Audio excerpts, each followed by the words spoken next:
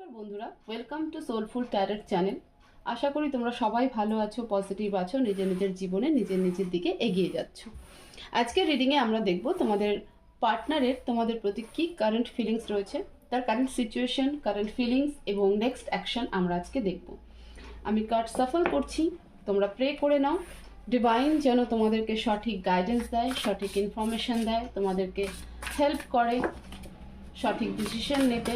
ঠিক আছে, তো যে যে শক্তিকে বিশ্বাস করো, ইউনিভার্সকে বিশ্বাস করো, আল্লাহ, গড, যাকেই বিশ্বাস করো, মন ভরে মন শান্তি করে প্রে করে নাও যে উনি যেন তোমার পার্টনারকে নিয়ে সঠিক গাইডেন্স তোমাকে দেয়। এই রিডিংয়ের থ্রু তোমরা সঠিক গাইডেন্স পাও, সঠিক ইনফরমেশন পাও এবং সেই মতো নিজেদের রিলেশনশিপকে আর একটু বেটার এবং স্টেবল করতে পারো।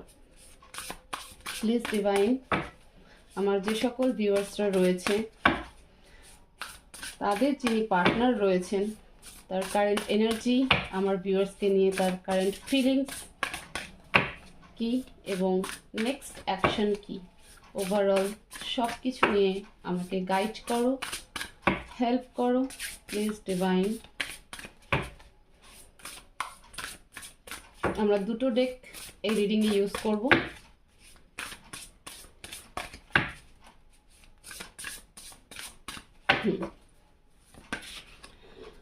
Four of water.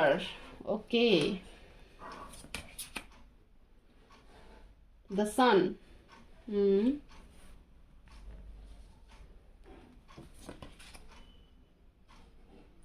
Eight of fire.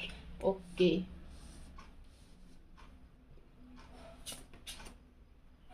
Ego. And bottom of the deck, the hermit. Okay. Fine. আশা করি কার্ড দেখতে পাচ্ছ তোমরা।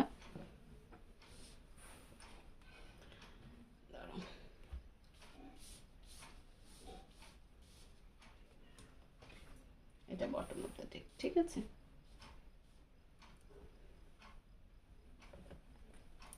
আশা করি কার্ড সবটাই দেখতে পাচ্ছ। হ্যাঁ, এবার দেখতে পাচ্ছ।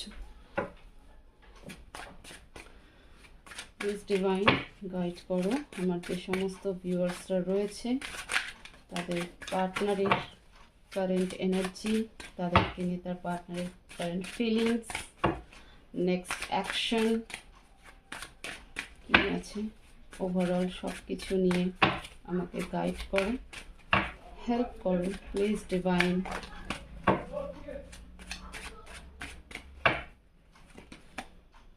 Four of coins, sorry, five of coins, two of swords, the empress, two of cups, and bottom of the deck, justice. Okay, আমি bottom of the deck এটা এখানে রাখছি, ঠিক আছে।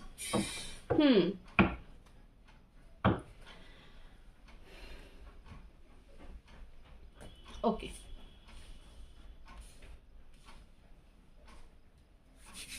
দেখো তোমার পার্টনারের যে সিচুয়েশন বর্তমানে, উনি বর্তমানে সাকসেসকে নিয়ে বেশি ভাবছে, ঠিক আছে। সাকসেসকে নিয়ে ভাবছে যে কেন, যে উনি ভাবছে যে আমি জীবনে যতক্ষণ সফল না হব ততক্ষণ আমার কোনো কিছু ঠিক হবে না।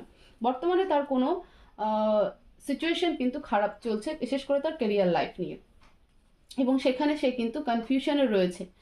কেন কনফিউশন রয়েছে সেটা আমরা পরে দেখছি। এই মুহূর্তে তার যে সিচুয়েশন তাতে কিন্তু তোমার পার্টনার সাকসেসকে নিয়ে, নিজের ক্যারিয়ারকে স্টেবল নিয়ে সব থেকে বেশি ভাবছে। পাস্টের যদি আমি তাকিয়ে দেখি তাহলে পাস্টে কিন্তু অনেকটা ডিস্ট্রাকশন ছিল, ঠিক আছে।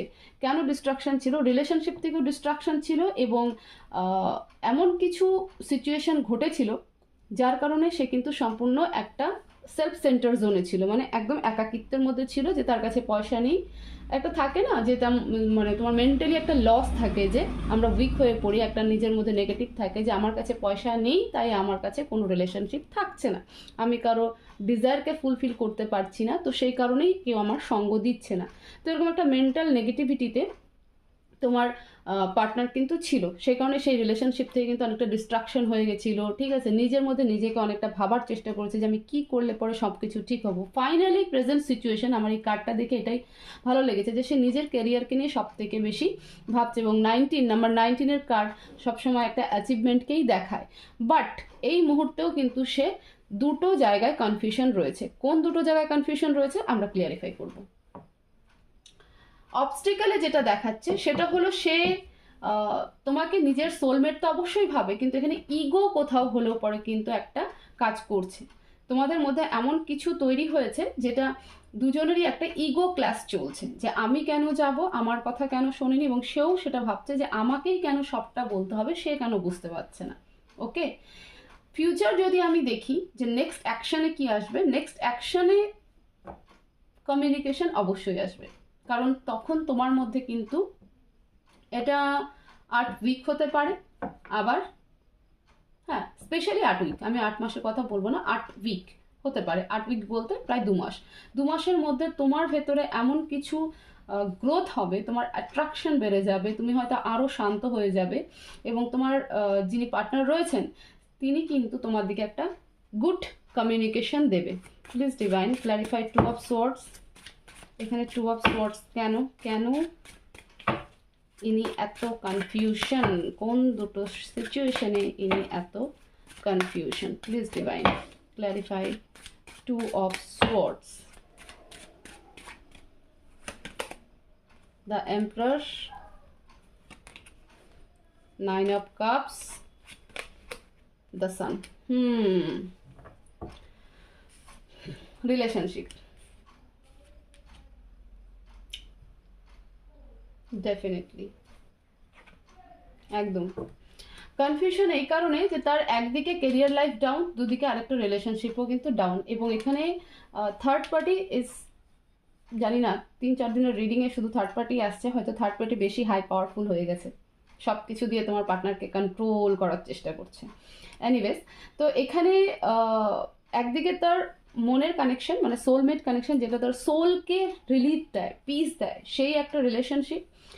আরেকদিকে তার রেসপন্সিবিলিটি, এই দুটো জায়গা, এবং তার ক্যারিয়ার, ঠিক আছে, যেখানে তার পয়সাটা ভীষণ ম্যাটার রাখে, যে এরা আমার রেসপন্সিবিলিটি, এদের সব কিছুকে আমাকে ফুলফিল করতে হবে, সেটা যেমন পারছে না, তেমনি তোমার দিকেও কিন্তু তোমার সাথে ওপেন আপ হতে পারছে না।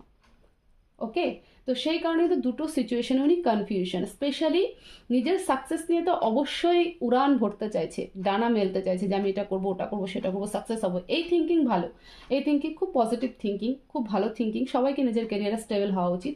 বাট কনফিউশন এখানটাতেই হয়ে যাচ্ছে, উনি যে মেন্টালি ডাউন হয়ে যাচ্ছে সেটা হচ্ছে দুটো রিলেশনশিপ নিয়ে, যে একদিকে তুমি, তোমার সাথে একটা সোল বন্ড, আরেকদিকে তার রেসপন্সিবিলিটি, যে তার রেসপন্সিবিলিটি যখন পূরণ হচ্ছে না, তো এই যে পার্সন রয়েছে, এই পার্সন তাকে কিন্তু সম্পূর্ণ টর্চার করছে, একটা মেন্টাল টর্চার করছে, ঠিক আছে। তো এই জায়গা দুটোতে কিন্তু উনি খুব কনফিউশন হয়ে পড়ে রয়েছে। দ্য এমপ্রেসকে ক্লিয়ারিফাই করো please divine, clarify the empress.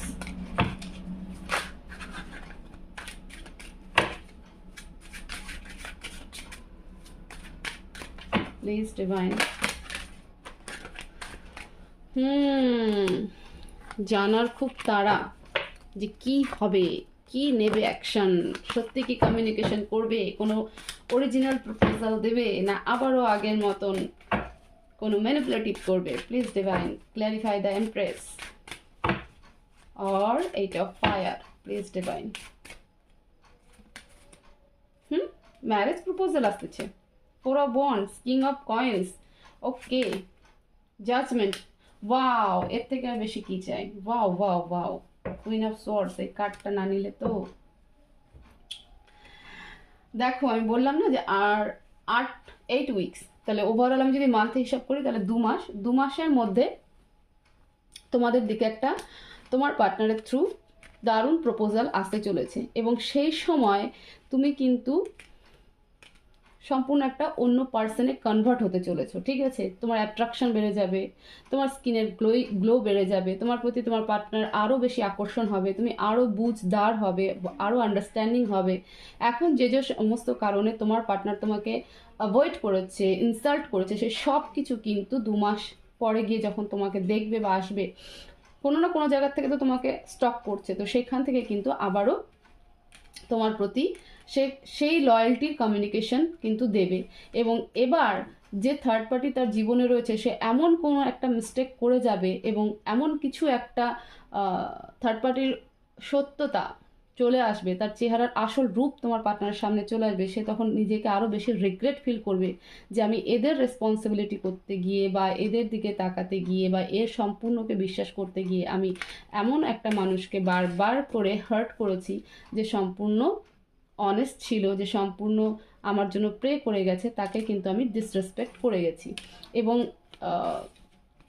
হতে পারে যে তোমরা একটা টুইন ফ্লেম কানেকশনে রয়েছে, তো সেক্ষেত্রে একটা সোলমেট তো অবশ্যই টুইন ফ্লেম কানেকশন রয়েছে এবং সেখানে কিন্তু একটা ম্যারেজ প্রপোজাল তোমাদেরকে দিতে পারে, সে যেভাবেই হোক ম্যারেজ, মেন্টালি ম্যারেজ হতে পারে। এবং তোমরা যে জাজমেন্টের ওয়েট করছো, এবং এটা দেখো 2 মাসের মধ্যে তোমার পার্টনারও কিন্তু ইকোনমিক্যালি স্টেবল হয়ে যাবে। আগামী 8 উইক্সের মধ্যে তোমার পার্টনার কিন্তু ইকোনমিক্যালি স্টেবল হয়ে যাবে এবং তখন তার মাথা ঘুরবে, এবার আমি তো টাকা চলে এসেছে আমার হাতে, আমার পার্টনার কী করছে এবার একটুখানি দেখি। এবং সেই সময় কিন্তু তোমাদের থার্ড পার্টি, ওনার যিনি রয়েছেন কমিটমেন্ট রিলেশনশিপ, তার আসল চেহারা কিন্তু আরও একবার সামনে আসবে এবং এবার ভয়ঙ্করভাবে কিন্তু সামনে আসবে। কোনো রকম এমন ইস্যু যেটা তোমার পার্টনারের কাছে তোমার থার্ড পার্টি লুকোচ্ছিল, সেটা কিন্তু এবার তোমার পার্টনার জেনুইনলি জানতে পারবে। ঠিক আছে, বড় সড়ো একটা বিট্রে কিন্তু সেখান থেকে তোমার পার্টনার পাবে। এবং যে জাস্টিসের তুমি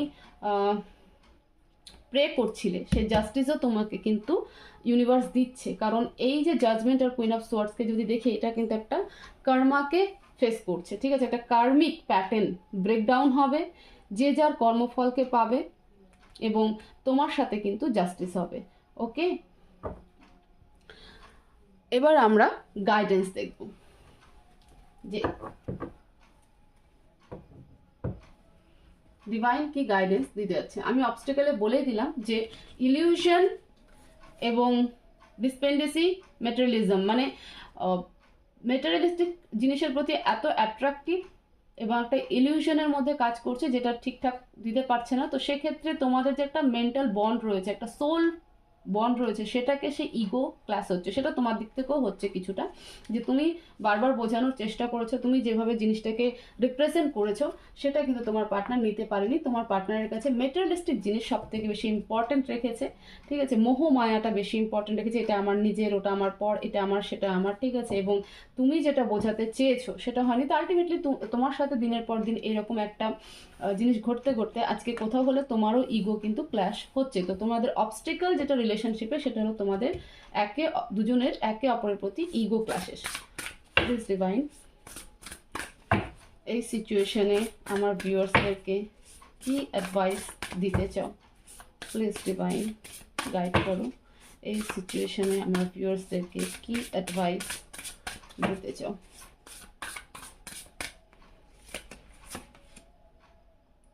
Ten of Fire, Transformation, and Knight of Earth. Okay, guidance, নিজেকে না একটু স্ট্রেস ফ্রি সিচুয়েশনে রাখো। ইউনিভার্স এটাই বলছে যে ওভার ওয়ার্ক করে ফেলছো, ঠিক আছে, প্রচুর হেডেক নিচ্ছ মাথাতে, প্রচুর স্ট্রেস করছো, তো এবার একটু রিল্যাক্সেশনের দরকার। দেখছো প্রচুর কাজ করতে করতে এই মেয়েটা যে রয়েছে এও কিন্তু খুব ক্লান্ত হয়ে পড়েছে। তো মাথায় যখন প্রচুর স্ট্রেস থাকে তখন অ্যাকচুয়ালি ডিসিশন নেওয়া যায় না, ইমব্যালেন্স হয়ে যায় বডি, মেন্টালি আমরা ইমব্যালেন্সও হয়ে পড়ি।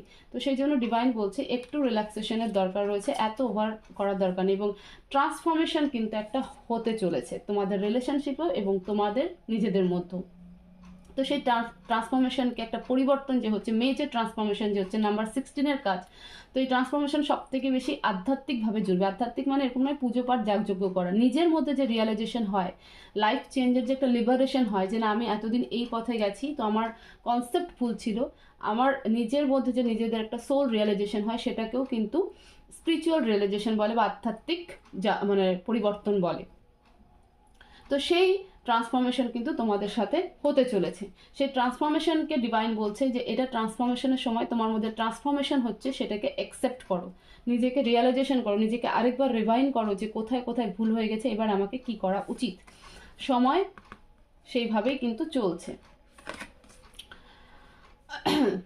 নিজেকে আরও বেশি অর্গানাইজড করো, পাগলের মতন ওভার থিঙ্কিং না করে না চলে, ঠিক আছে? রেসপন্সিবল তো থাকবেই, তো একটা সাপোর্টিভ পার্সন বানো, মানে পার্সন হও, অর্গানাইজ করো নিজেকে, নিজেকে ফিটফাটভাবে থাকো, এলোপাথারিভাবে চলো না, শুধু নিজেকেই নয় নিজের কাজগুলোকেও একটু অর্গানাইজ করো, সব এটা করব ওটা করব সেটা করব না ছুটে গিয়ে একটু শান্ত হয়ে বসে নিজেকে রেস্ট দাও, নিজের মাইন্ড থেকে স্ট্রেসগুলোকে একটু হালকা করো এবং এটা বোঝার চেষ্টা করো যে কেন এই পরিবর্তন হচ্ছে, এটা তোমাদের বেটার হাইস্টের জন্যই কিন্তু এই পরিবর্তন, এই ট্রান্সফরমেশন হচ্ছে, এবং নিজেকে সেই মতন গুছিয়ে নাও, তাহলে পরে গিয়ে দেখবে তোমাদের জীবনের যত সমস্যা রয়েছে সবটাই কিন্তু ঠিক হয়ে গেছে, এবং তোমাদের রিলেশনশিপে যে তোমার পার্টনার অনেকগুলো মিসকনসেপ্টে আছে সেটাও কিন্তু অনেকটা ক্লিয়ারিফাই হবে। এবং এটা আরেকটু বলে রাখি, তুমি যেরকম ভাবনা চিন্তা করবে সেই এনার্জি কিন্তু তোমার পার্টনারের মধ্যেও রিফ্লেকশনে আসবে, ঠিক আছে? তো তুমি পজিটিভ থাকবে, তোমার পার্টনারও দেখবে পজিটিভ আছে, তুমি নেগেটিভ হয়ে যাবে তো তোমার পার্টনারও কিন্তু নেগেটিভই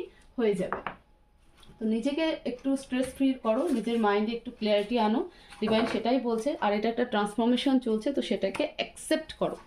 তো এইটাই ছিল তোমাদের আজকের রিডিং, যে তোমার পার্টনার তোমাকে নিয়ে কী ভাবছে এবং নেক্সট অ্যাকশন কী, অবস্টিকেল কী, তোমাদের কী করা উচিত। ওভারঅল মোটামুটি একটা গাইড দেওয়া হলো। তোমরা ভিডিওটাকে প্রচুর শেয়ার করো, প্রচুর লাইক করো, কমেন্টে জানাও যে কেমন হলো, কতটা রেজোনেট করলো, সবটাই কমেন্ট বক্সে জানাও। সবাই ভালো থাকো, সুস্থ থাকো, পজিটিভ থাকো, দেখা হবে নেক্সট ভিডিওতে। Thank you so much.